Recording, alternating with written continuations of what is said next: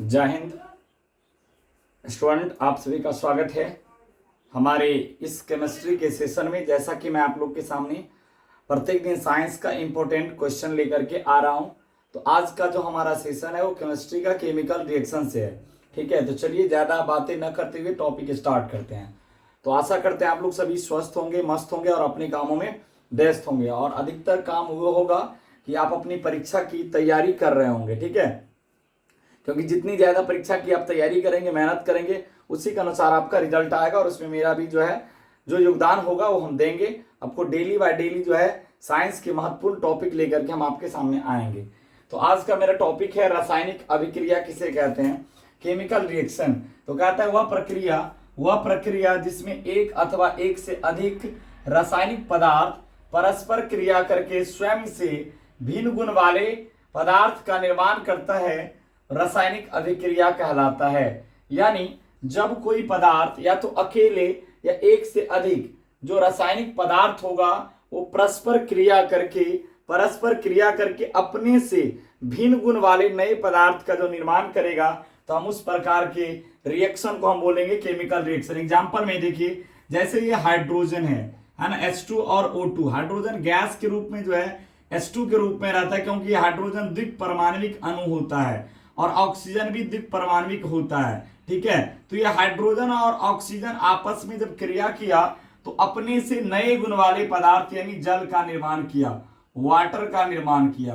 ठीक है, वाटर का जो गुण होगा ये हाइड्रोजन के गुण से, हाइड्रोजन और ऑक्सीजन के गुण से क्या है, बिल्कुल भिन्न होता है। और ये H2 प्लस O2 बना कैसे, आपको मैं दिखाता हूं। देखिए कैसे बना। जैसे देखिए हाइड्रोजन H2 है और ये ऑक्सीजन O2 है, ये H2O कैसे बना। देखिए हाइड्रोजन की वैलेंसी 1 होता है और ऑक्सीजन की वैलेंसी 2 होता है, और ये होता है परमाणु। आपको परमाणु से मतलब नहीं रखना अभी। ठीक है, ये वैलेंसी का क्या होता है, आपस में अदला बदली होता है। ठीक है, ये 2 को आप भूल जाइए थोड़ा देर के लिए। तो H को 2 से गुना करिएगा तो क्या आएगा, H2 आएगा, और ऑक्सीजन को 1 से गुना करिएगा तो क्या आएगा, O2 आ जाएगा। यानी इस प्रकार H2O बन जाएगा। और हम यहाँ पे 2H2O लिखे हैं। 2H2O लिखने का रीजन ये है कि रासायनिक अभिक्रिया में क्या होता है, न तो परमाणु का निर्माण होता है और ना ही नाश होता है। आप लोग पढ़ेंगे पदार्थ की अनस्वरता का नियम, जिसमें परमाणु का ना तो निर्माण कर सकते हैं और ना ही नाश कर सकते हैं। इसलिए बैलेंस करना होता है। हाइड्रोजन 2 है तो यहाँ 2 हाइड्रोजन तो हो गया, 2 परमाणु, और ऑक्सीजन का यहाँ 2 परमाणु लेकिन यहाँ पे 1 है। तो आप क्या करेंगे, यहाँ इसके पीछे 2 से गुना करेंगे तो हाइड्रोजन 4 हो गया, लेकिन ऑक्सीजन 2 हो गया। यहाँ हाइड्रोजन 2 है तो यहाँ 2 से गुना कर दिए, 4 हो जाएगा। इस प्रकार हाइड्रोजन से और ऑक्सीजन संयोग करके वाटर बनाता है। उसी प्रकार अगर मैं बात करूं नाइट्रोजन और हाइड्रोजन, नाइट्रोजन और हाइड्रोजन जो है वो अमोनिया बनाता है। नाइट्रोजन और हाइड्रोजन क्या बनाता है, अमोनिया, NH3। ये क्या बनाता है, अमोनिया बनाता है, अमोनिया। तो अमोनिया का जो गुण होगा ये नाइट्रोजन और हाइड्रोजन के गुण से अलग होगा। और ये अमोनिया कैसे बनता है, देखिए यहां पे कैसे बनता है। देखिए यहां पे नाइट्रोजन है, नाइट्रोजन N2, और क्या बोलते हैं, हाइड्रोजन H2। ठीक है, आपको ध्यान रखें इसकी वैलेंसी नाइट्रोजन का 3 होता है। वैलेंसी कैसे निकाला जाएगा उसका वीडियो हम आप लोगों के सामने लाए हैं, है ना, और हमारे चैनल पर जाकर के आप देख सकते हैं, इसका वीडियो डाला हुआ कि वैलेंसी किस प्रकार निकाला जाता है। तो देखिए नाइट्रोजन जो है, नाइट्रोजन इसकी वैलेंसी 3 होता है और हाइड्रोजन की वैलेंसी 1 होता है। ये 2 को थोड़ा देर के लिए भूल जाइएगा। ठीक है, ये 2 क्या है आप समझ जाइए, 2 क्या है, जिस प्रकार जो है ना 2 जो है ना कुछ इसका कोई वैल्यू नहीं है, अभी समझिए। थोड़ा देर के लिए आप 2 को भूल जाइएगा, ये परमाणु को भूल जाइएगा, और इसको क्रॉस मल्टीप्लिकेशन किया जाता है वैलेंसी का। ठीक है, तो देखिए इसको हाइड्रोजन को 3 से गुना करेंगे और नाइट्रोजन को 1 से गुना करेंगे, तो N को 1 से गुना करेंगे N ही रहेगा, और H को जो है 3 से गुना करेंगे तो NH3 हो जाएगा। क्या हो जाएगा, NH3। इस प्रकार अमोनिया बन जाएगा। तो प्यारे दोस्तों, अगर आप लोग को अणुसूत्र कैसे बनाया जाता है वो सीखना है तो हमारे चैनल पे आप क्या करिए, आइए और हमारे चैनल को लाइक और सब्सक्राइब करिए। हम नेक्स्ट वीडियो में आप लोग को बताएंगे कि जो है आपको अणुसूत्र कैसे बनाया जाता है, केमिकल रिएक्शन लिखा कैसे जाया जाता है। ठीक है, तो देखिए पूरी बहुत सारे स्टूडेंट को लगता है कि केमिकल रिएक्शन बनता क्या है। देखिए किस तरीके से बन रहा है केमिकल रिएक्शन, है ना। यहाँ पे देखिए नाइट्रोजन 2 है लेकिन यहाँ पे नाइट्रोजन 1 है, तो इसको बैलेंस करना है तो 2 से गुना कर दीजिए। तो यहाँ देखिए नाइट्रोजन कितना हो गया, 2 हो गया, लेकिन हाइड्रोजन 3 दूना 6 हो गया, तो यहाँ 3 से क्या कर दीजिए, गुना कर दीजिए। इस प्रकार जो है ना पदार्थ के अनुस्वरता के नियम के अनुसार समीकरण को क्या किया जाता है,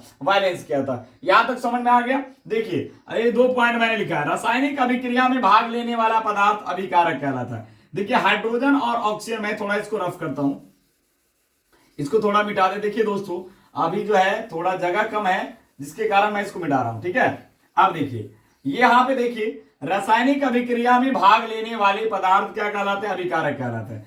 यहां पे देखिए हाइड्रोजन और ऑक्सीजन क्या कर रहा है, रासायनिक अभिक्रिया में दोनों भाग ले रहा है, तो ये भाग लेने वाला पदार्थ क्या कहलाएगा, अभिकारक कहलाएगा। क्या कहलाएगा, अभिकारक। ठीक है, समझ में आ गया। अभिकारक, अभिकारक को है ना कि रासायनिक अभिक्रिया में जो पदार्थ भाग लेगा वो अभिकारक कहलाएगा। ठीक है, दूसरा पॉइंट है रासायनिक अभिक्रिया के परिणाम स्वरूप बनने वाला पदार्थ प्रतिफल कहलाता है। यानी हाइड्रोजन और ऑक्सीजन जब आपस में रिएक्ट किया तो एक नया पदार्थ बना, जल। तो जो नया पदार्थ बनता है उसी का नाम होता है प्रतिफल, प्रतिफल। ठीक है, तो आप ध्यान रखेंगे कि अभिकारक और प्रतिफल क्या होता है। ठीक है, देखिए अब एक क्वेश्चन आप नोट में लिखेंगे, एक चीज नोट में लिखेंगे कि रासायनिक अभिक्रिया होता कैसे है, क्यों होता है रासायनिक अभिक्रिया, रासायनिक अभिक्रिया कब संभव हो सकता है। रासायनिक अभिक्रिया एक नोट डालिएगा, एक नोट डालिएगा कि रासायनिक अभिक्रिया कब संपन्न हो सकता है, कब संभव हो सकता है कि केमिकल रिएक्शन होगा ही होगा। तो केमिकल रिएक्शन तभी संभव हो सकता है, रासायनिक अभिक्रिया, रासायनिक अभिक्रिया, अभिक्रिया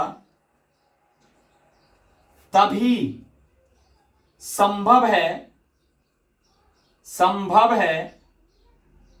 जब, तभी संभव है जब अभिकारकों के मध्य, जब अभिकारकों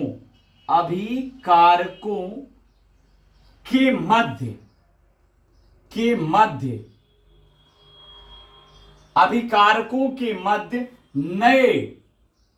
नए अभिकारकों के मध्य नए रासायनिक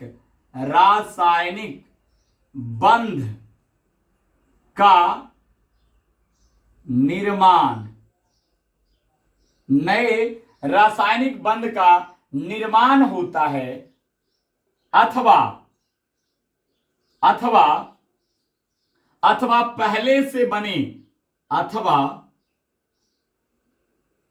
पहले से बने बंध टूटते हैं। रासायनिक अभिक्रिया तभी संभव हो सकता है जब क्या हो, या तो अभिकारकों के मध्य कोई नया रासायनिक बंधन बनेगा तो रासायनिक अभिक्रिया निश्चित रूप से होगा, अथवा पहले से बने बंध क्या करेंगे, टूटेंगे, तभी जाकर के रासायनिक अभिक्रिया संभव हो सकता है। जैसे देखिए यहां पे हाइड्रोजन है, तो हाइड्रोजन के पास एक इलेक्ट्रॉन होता है, और क्योंकि कोई भी तत्व तो अष्टक पूरा करना चाहता है, और ऑक्सीजन के पास देखिए, ऑक्सीजन के पास जो है आपको ऑक्सीजन का होता है 8, तो ऑक्सीजन का जो है आप देख लीजिए, जैसे हाइड्रोजन का आप इलेक्ट्रॉनिक विन्यास लिखेंगे तो 1s1 आएगा, क्योंकि इसका वैलेंसी 1 और इसके अंतिम कक्षा में 1 इलेक्ट्रॉन होता है। और ऑक्सीजन जो होता है इसका होता है परमाणु संख्या 8, इसका लिखेंगे तो 1s2 2s2 2p जो है 2p4 हो जाएगा। तो इसके अंतिम कक्षा में कितना आ जाएगा, 6 इलेक्ट्रॉन आ गया। तो यहां देखिए अगर ये बनेगा कैसे, तो हाइड्रोजन 2 है, और हाइड्रोजन और ऑक्सीजन कैसे बनेगा, देखिए तो हाइड्रोजन और ऑक्सीजन बनाने के लिए क्या किया जाता है, देखिए हाइड्रोजन 2 है तो ये H2O कैसे बनेगा, देख लीजिए ये ऑक्सीजन है, एक ऑक्सीजन और 2 हाइड्रोजन, एक ऑक्सीजन और 2 हाइड्रोजन, तो देखिए इसके पास कितना होता है, 6 होता है, 6 इलेक्ट्रॉन होता है। ठीक है, और कोई भी तत्व तो 8 पुराना चाहता है अपने बाह्यतम कक्षा में, और हाइड्रोजन हीलियम की भांति अपनी कक्षा में 2 पुराना चाह रहा है। तो यहां पे देखिए तो 1 और 1 इलेक्ट्रॉन के मिलकर के क्या बन रहा है, एक साझेदारी हो रहा है, एक बॉन्ड बनेगा। यहाँ इसके बीच क्या बनेगा, एक बॉन्ड बनेगा। ये दोनों के बीच क्या हुआ, एक एक इलेक्ट्रॉन का साझेदारी हुआ, जिससे दोनों के बीच सिंगल बॉन्ड बन रहा है। तो इस बॉन्ड बना, यानी बॉन्ड बनने से क्या बन गया, ये H2O का निर्माण हो गया,